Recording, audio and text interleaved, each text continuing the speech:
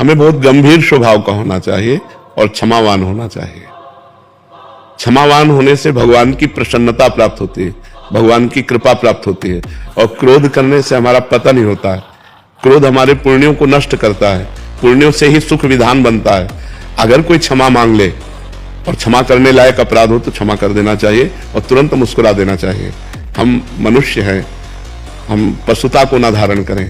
क्रोध पशुता लाता है, हमारे अंदर आसुरी बुद्धि लाता है। हम क्रोध का त्याग करें। ये दोष है, काम, क्रोध, लोभ, मोह, मद, मत्सर, ये 6 दोष जीव को नरक पहुंचाते हैं। त्रिविधम नरकस्येदम द्वारम नाशन मात्मनः कामः क्रोधा तथा लोभा तस्मादेत प्रेम त्यजेत। ये 3 तो खास करके नरक पहुंचा देते हैं, काम, क्रोध और लोभ। इनको तीनों को त्यागना चाहिए।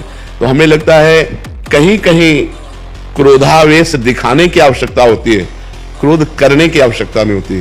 क्रोध का नाटक करने की आवश्यकता होती है। जैसे अपने शिष्य पर, अपने पुत्र पर और अपने जो अनुयायी हैं, जैसे मान लो आप किसी पद पर हैं और 10 आपकी सेवा में हैं, अगर वो प्रमाद कर रहे हैं तो हमें क्रोध की स्थिति लानी पड़ेगी। आपको अगर किसी मरीज की हानि हो गई तो बहुत बड़ी हानि हो जाएगी, इसलिए आपकी जो सेवा में है उनको एकदम सतर्क रखना पड़ेगा। तो उस समय यदि हम क्रोध का नाटक कर रहे हैं तो सार्थक है।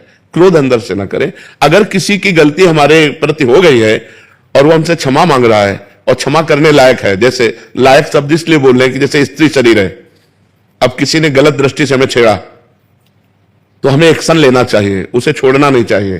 क्योंकि अगर उसे हम छोड़ते हैं तो आज हमें छेड़ा, कल और को छेड़ेगा, या आज हमें छेड़ा है तो कल और छेड़ेगा हमें। अगर वो हाथ जोड़ के कह देता कि कभी हम एक बार चांस देना चाहिए, जाओ, दोबारा गलती नहीं होनी चाहिए, एक बार चांस देना चाहिए। इसलिए हम कह रहे हैं कि यदि क्षमा करने लायक है तो एक बार क्षमा प्रयोग करना चाहिए। ये क्षमा आध्यात्मिक सत्य है। और यदि आपने क्षमा कर दिया तो उसको दंड तो मिलेगा ही।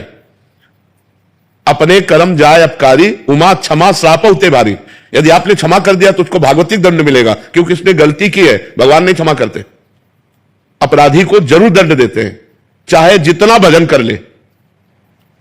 जैसे हिरण्यकश्यप ने भी तो तपस्या की थी, रावण ने भी तो तपस्या की थी, बड़े बड़े तपस्वी को भी दंड दिया भगवान ने। यदि गलत करोगे तो दंड विधान भोगना पड़ेगा। कहीं गलती हुई, कोई पाप बना, तो आज हम भजन कर रहे हैं, लेकिन क्या माफ हो गया? क्या दंड तो भोगना ही पड़ रहा है।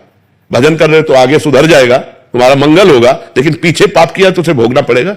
भीष्म जी को 6 महीना बाणों की सैया पर रहना पड़ा। इसलिए हम क्षमा कर दें, कोशिश करें, क्षमा लायक हो तो।